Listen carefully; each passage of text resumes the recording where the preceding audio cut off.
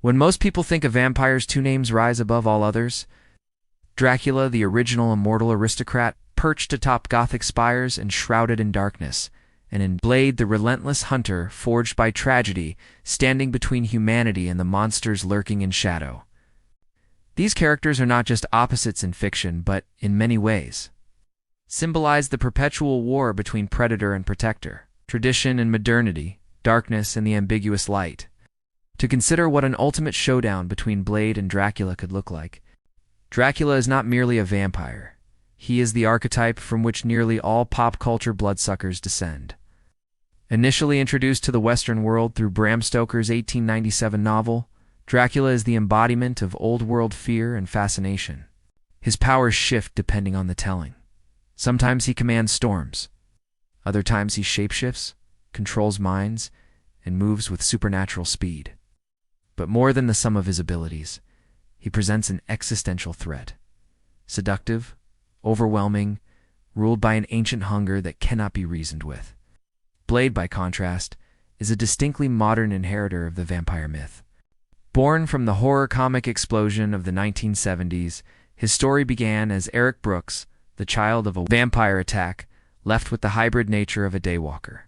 All the powers of the undead, none of their weaknesses, and a searing hatred for those who made him what he is. Martial arts mastery, tactical brilliance, and an armory that would humble a private army, these are his tools.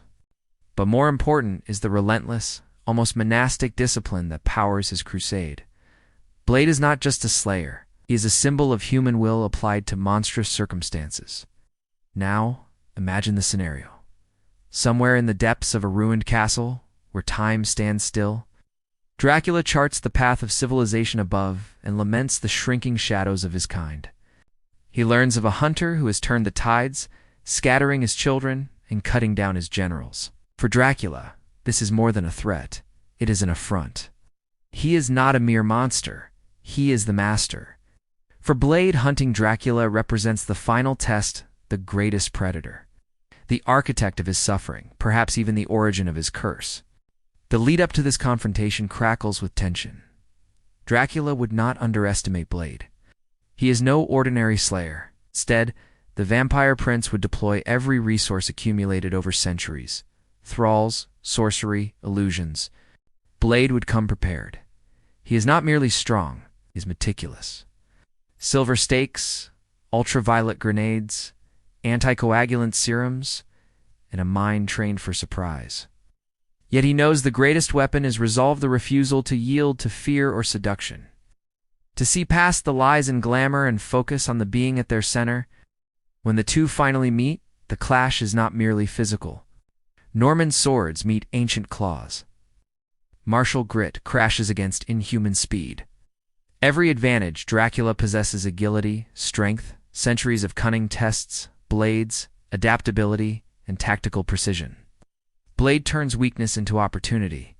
Each time Dracula reveals a power, Blade counters, shifts, learns. Yet the battle can not only be measured in blows and blood.